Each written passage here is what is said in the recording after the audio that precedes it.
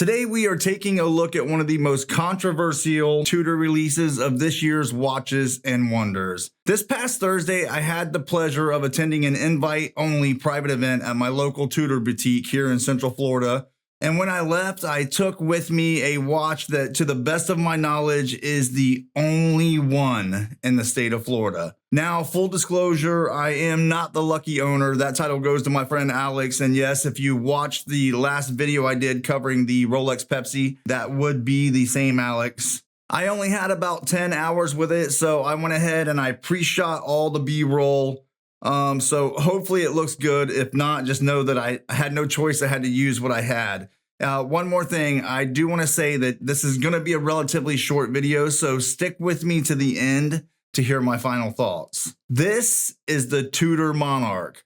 Resurrected from the past, the name Monarch was part of Tudor's catalog from 1991 into the early 2000s. And if I am being honest, when it comes to those watches, I am not a fan.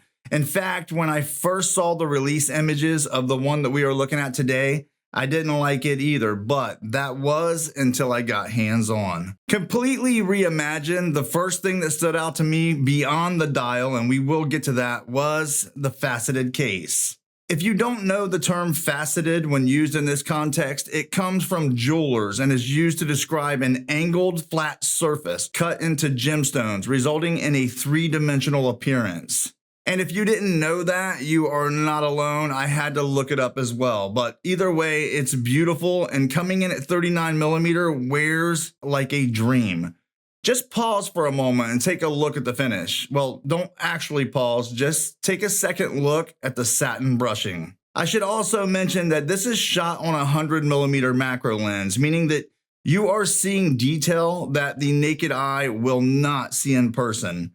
In my opinion, the finishing is nothing short of phenomenal. The polish, some of the best I have seen. I know I am going to take a little bit of a beating for this, but I am talking close to Grand Seiko Zuratsu level.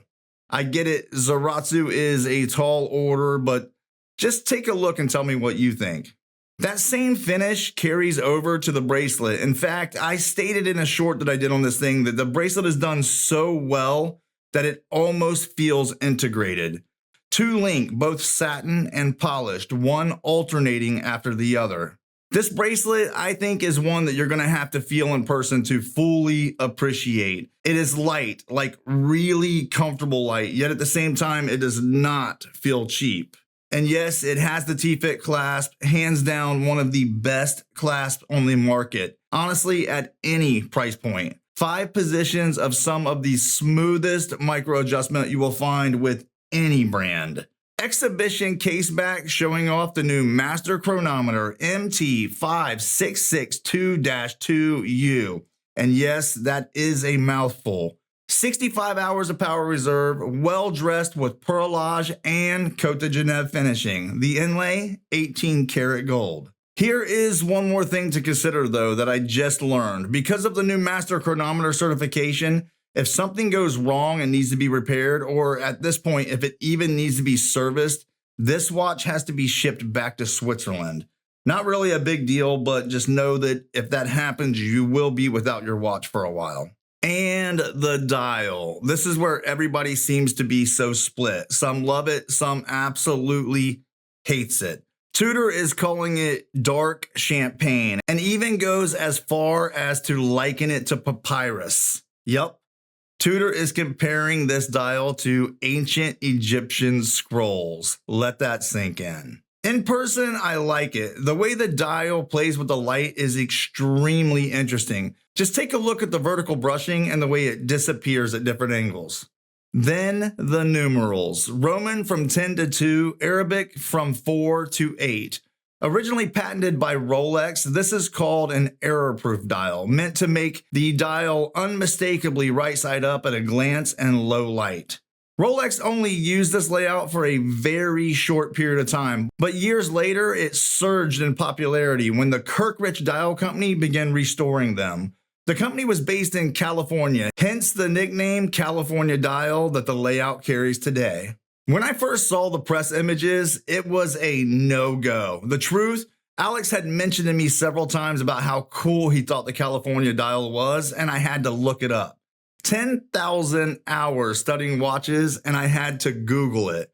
The crazy thing is, now that I am familiar with the backstory, I went from not for me to in person, the numerals balance quite well and feels very intentional. Don't act like you have never changed your mind after learning the history of something or having someone point out a few features that you missed. That, in my opinion, is one of the coolest things about hanging out with other collectors.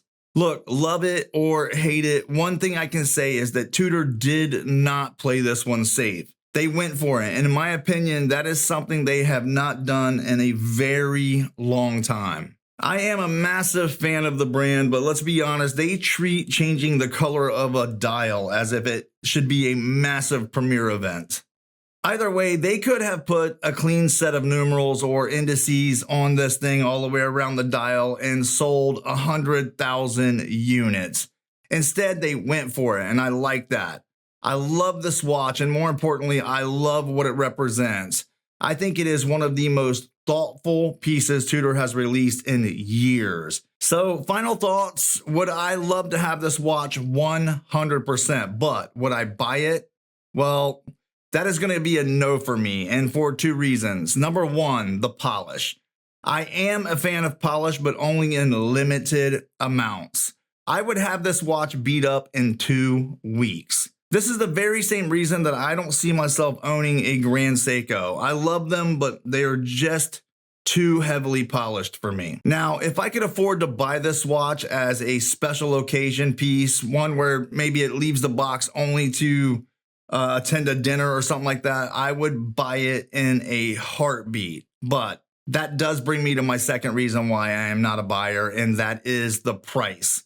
This watch is $6,000. And to me, that is just batshit crazy. And before you start telling me in the comments that it's worth it because of the Master Chronometer certification, I don't care. I say this all the time. It just feels like the entire watch industry has lost its mind. I was so excited to see the black base ceramic until I realized that it is nearly $8,000. Now, truth be told, I am probably just salty because I'm getting priced out. And if I had it like that, I would buy this one and the ceramic. And for the record, I love that Tudor made it. I want them to keep making watches like this. In my opinion, the Monarch is Tudor actually taking risk. And the watch world needs more of that. So what's your take? Drop me a comment. Yes, no, maybe. Is the California dial a deal breaker, or was it a stroke of pure genius? I would also like to know your thoughts on the pricing. I get it, we are talking luxury goods, but are the prices getting out of control to the point where they're going to start to hurt the brand, or am I on my own on this one? Either way, thank you so much for watching. Show me some love by hitting that subscribe button. I'm James, this is Blue Collar Luxe, and I will see you in the next one.